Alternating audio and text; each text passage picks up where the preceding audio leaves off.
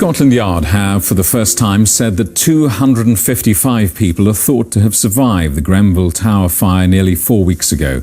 The number believed to have died remains at around 80. Today, the group established by the Welsh Government to advise on any lessons that can be learned here met for the first time. Here's Nick Pallet. It'll soon be a month since this devastating fire ripped through Grenfell Tower, killing at least 80 people. It's a disaster which has put the spotlight on the safety of cladding, which many buildings like Grenfell had recently had installed. Tests were carried out on similarly clad buildings across Wales, and some, like here in Swansea, initially failed.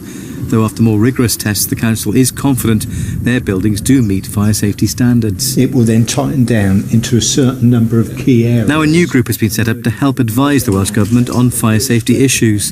The panel includes representatives of local councils, public and private sector bodies, residents and the fire service. My role will be to feed in from the UK expert panel into the Fire Safety Advisory Group in Wales. The Fire and Rescue Service, through professional fire safety officers, will take a holistic approach and look at all the fire safety measures within that building, and they will then make a decision whether it's safe or not, and if it isn't, what actions need to be taken.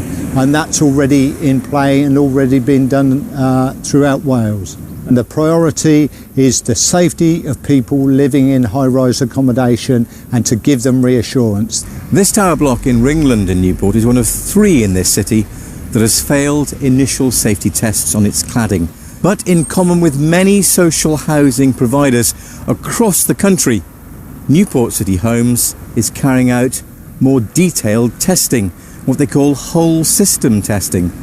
Here they say their focus is on reassuring residents that their homes are safe.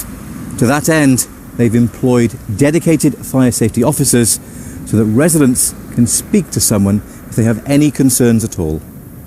Nick Pallet, BBC Wales Today, Newport. The number of people in Wales who voted during the recent general election